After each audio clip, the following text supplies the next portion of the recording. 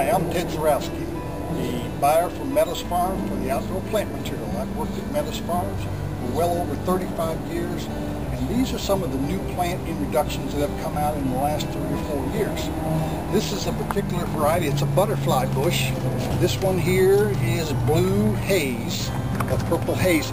And the one thing about it is, this is a low variety. The new varieties of buddleia that are coming out are all below 5 foot, where some of the old-fashioned varieties were 8-10 foot tall. They were too big to put in people's homes. These things look really nice. They're compact growers. They bloom from early summer all the way up until frost, when they'll stop blooming. Okay, here's another variety. This is Miss Molly, and there again, it's another variety of these dwarf ones. This one will get about probably 4 to 5 foot and blooms all the way up until frost. The good thing about these is they're deer resistant, they attract butterflies, and they also attract hummingbirds. They also have a very fragrant flower that you'll see throughout the summer.